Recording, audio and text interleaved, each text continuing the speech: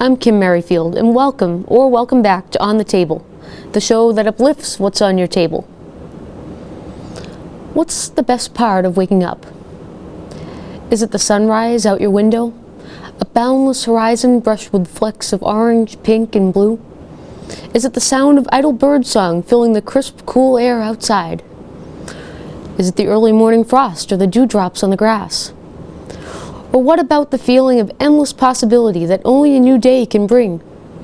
Well, those things are great and all, but the thing that really gets me out of bed in the morning is a piping hot shot of espresso or a thick cappuccino. That first bitter sip makes everything that follows it a whole lot sweeter. And whether you drink yours first thing in the morning, to push through the midday slump, or to help fuel an all-nighter, coffee is a driving force in many of our lives. We savor it solo, sip it social, and sometimes spill it on our sweaters. But do we ever stop to speculate where it came from? How coffee culture began?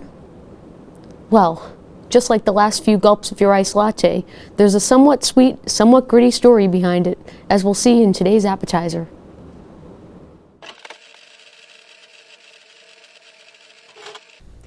Do you ever think to yourself, man, I wish coffee grew on trees? Well, wouldn't you know, it does, and it comes in two main varieties, Coffea arabica and Coffea canephora, more commonly known as Robusta. These trees were originally native to Central Africa, but their reach extended both west and east, where coffee's cultivation story begins. Legend has it that a 9th century Ethiopian farmer was tending to his stock, watching as they grazed in a field full of what appeared to be cherries that had shaken free from their branches. These small, ruby-red fruits held a surprise inside, a swift kick of energy for whoever consumed them. The farmer noticed this side effect in one of his goats, which had become hyperactive upon eating the coffee berries. This gave him an idea. What would happen if he ate these? Would he experience the same energetic lift? Sure enough, the farmer did, and quickly spread the word around his village about the properties of these unsuspecting little droops. Soon enough, the village's religious sect began extracting the seeds from the pods and brewing them into a medicinal, energizing beverage that could extend their nightly prayers well into the morning.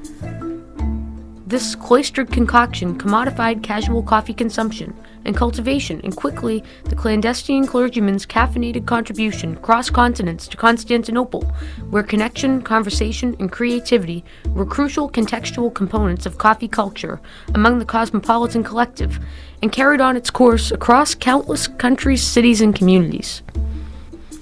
Cool, huh? All that is to say, the bitter beverage really took off, and rapidly gained in popularity as its use spread outside of its place of origin. It went from being a medicinal drink to a social one, and encouraged people to gather together and exchange ideas at all hours of the day. From the lush tropics of Africa to the erudite Arab world to bustling European cities, coffee covered a lot of ground in just a few short centuries. But this is where the story gets a bit more complicated, darker, cloudier, and much tougher to swallow. Coffee, being such a beloved beverage, was a hot commodity for trade and a capricious cash crop, always in high demand, but tough to grow in certain climates. The desire for coffee, among other goods like sugar, cocoa, tea, and tobacco, drove Europeans to colonize lands that could sustain these money-making crops. Upon these borrowed lands, they planted their flags and set up large-scale farming operations in order to siphon as much profit as they could from out of the soil. And that soil? They weren't the ones tilling it. These crops weren't tended to by choice. Often, it was at the hands of enslaved laborers, or that of the displaced, who saw not a cent of the money, and were subject to unthinkable and inhumane conditions. This is the dark side of coffee's history, and although times have thankfully changed significantly, there are still some modern controversies regarding unethical labor practices among coffee growers. On this, I suggest you do your research where your morning brew is sourced from, and look into fair trade coffee products whenever possible. You'll see a little symbol on the package telling you this product was sustainably grown and ethically sourced, and with that symbol comes peace of mind and the knowledge of having made a mindful purchase.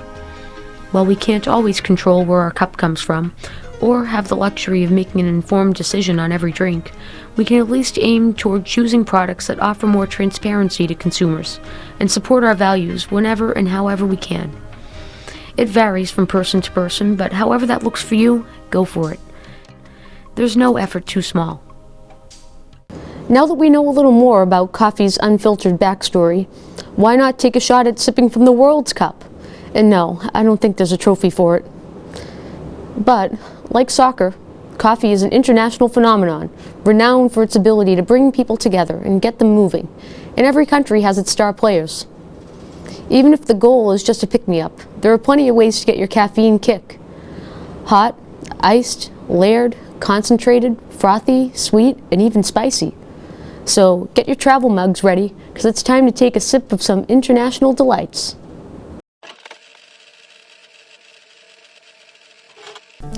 Our coffee caper kicks off in the Middle East, a region steeped in ancient coffee tradition. Here you'll find the beverage brewed in unique vessels and served in small cups like these. You might have heard of Arabic coffee or Turkish coffee, but the two are not one and the same. Turkish coffee refers to a finely ground, dark roasted variety, which is made one cup at a time and occasionally comes lightly sweetened. Arabic coffee is generally a lighter and coarser roast, which is brewed by the pot along with cardamom and occasionally other spices. Generously served in ornately crafted drinkware, both offer a rich and complex coffee experience and are a perfect complement to small bites and lively conversation at any time of the day. Here, coffee is central to connection and a warm welcome that is sure to invite you in. Next stop on our espresso escapade is Italy, where many popular preparations first originated. Here you'll find ristretto, a concentrated form of espresso with a thick, glossy crema, served alongside decadent gelato, or served on top, affogato style. You'll also find your classic cappuccinos, layered with a dense and airy foam, and smooth, luxurious lattes. Rather than grabbed on the go, coffee here is designed to be slowly savored and sipped in the sun, a reminder of simple pleasures and daily delights. I'll take a venti, please. Our next stop on our tour de café takes us across the Pacific to the vibrant nation of Vietnam, where coffee is not only a huge export, but a canvas for creativity. Here, the beans can be roasted with a variety of flavorful add-ins, and the brewing process slowly takes place in a metal filter called a fin, which allows for a bold and intense flavor. From there, sweetened condensed milk is added and is served over ice, making for a refreshing treat on a warm, humid day. That's your essential Vietnamese iced coffee, but some popular additions to the decadent drink include toppings such as egg yolk and coconut, which can lend a rich texture and an interesting contrast to the mix. Next, our cross-continental coffee run takes us on a tropical vacation to Cuba, where they specialize in cafecito, a form of espresso which is served over a thick, sweetened blend of coffee and sugar. Concentrated coffee is brewed in a mocha pot, and is slowly incorporated into the sugar to create a paste at the bottom of the cup. From there, the rest is poured over the top, resulting in a layered beverage that is just as strong as it is sweet. Coffee here inspires community and brings people together to share a cup. Cheers! Next, we take a trip to one of coffee's largest capitals, Colombia, where coffee is treated with craftsmanship. Nestled among the mountains, the climate and elevation provide optimal growing conditions for the finest varieties of beans, and growers take pride in their selections along every step of the way. Hand-picking, roasting in small batches, and optimizing each blend results in a cup full of caffeinated complexity. Now that we've visited a hub of coffee production, let's take a look at one of its biggest consumers, the United States. We are a nation fueled by our coffee, and we drink a lot of it. The average American drinks about 3 cups a day, which amounts to about 1,000 cups over the course of a year. Whether it's refills at the local diner, iced coffee from the drive-thru, or poured from the office pod brewer, coffee plays a huge role in American culture, and we continue to spin creative takes on how we consume our caffeine. The coffee choices of past generations might have looked like instant or drip, but now we have access to countless options. From artisanal cold brews, to imported espresso, to dessert-like beverages blended with ice and infused with inventive flavors. While some still prefer to drink it regular, there's a growing community of coffee connoisseurs who seek to elevate and breathe new life into this timeless ritual, whether through refinement, innovation, or by taking it back to its roots. Well, I don't know about you, but I'm energized now. I'm starting to get a little jittery. Must be the double shot I had before the show. I think that worked a little too well.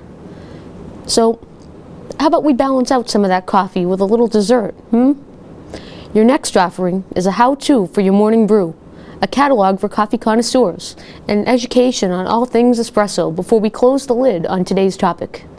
Roll out the dessert.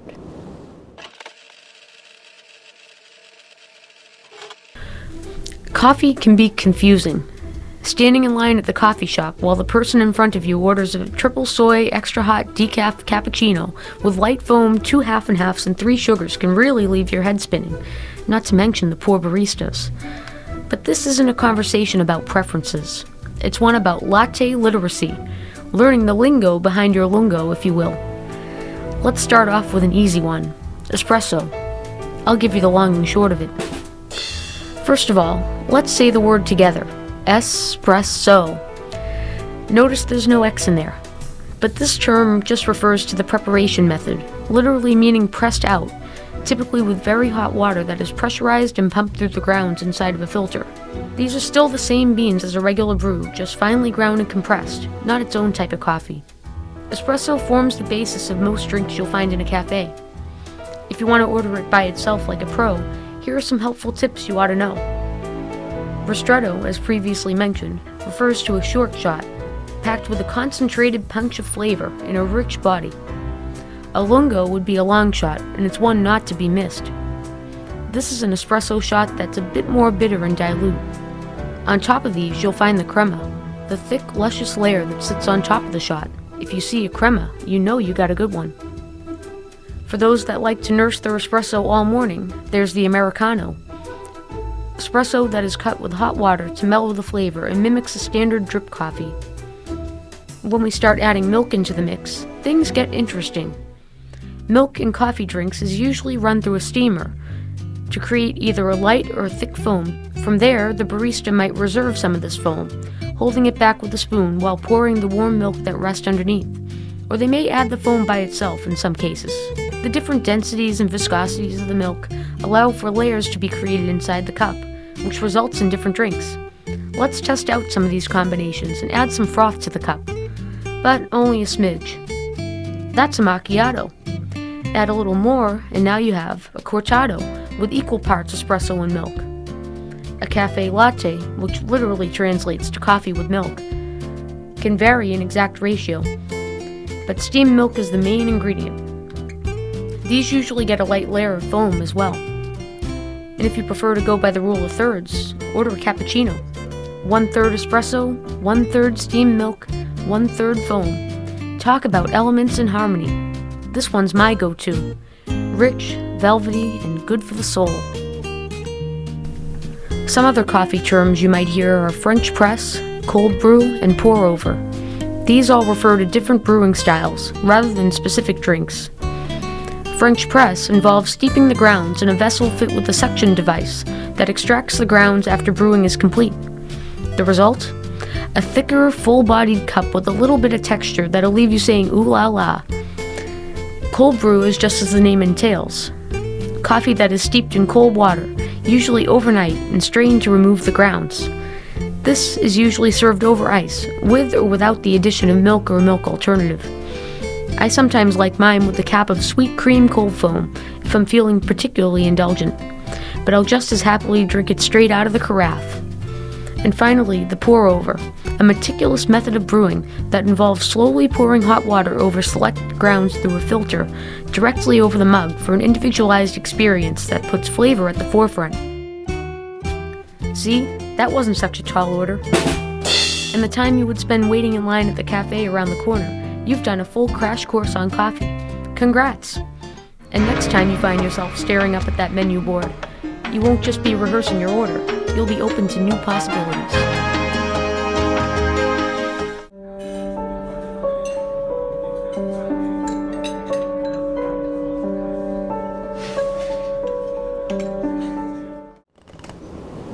Now for some food for thought. Rituals. We all have them.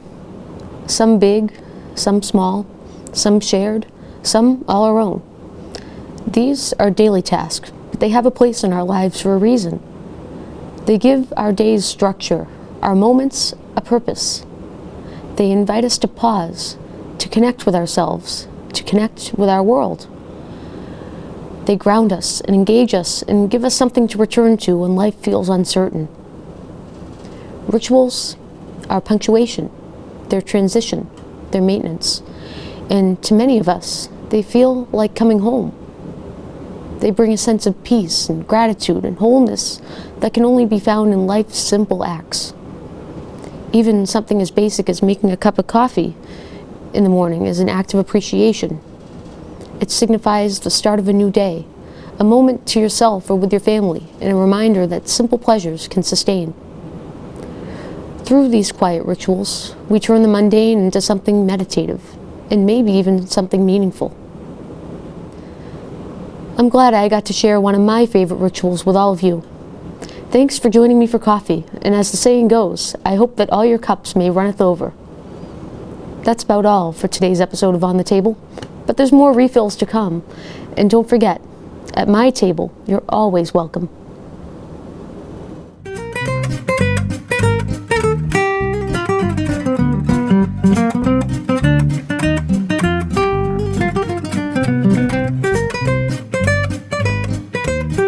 Well, those things are great and all, but the thing that really gets me out of bed in the morning is a piping hot shot of espresso or thick cappuccino.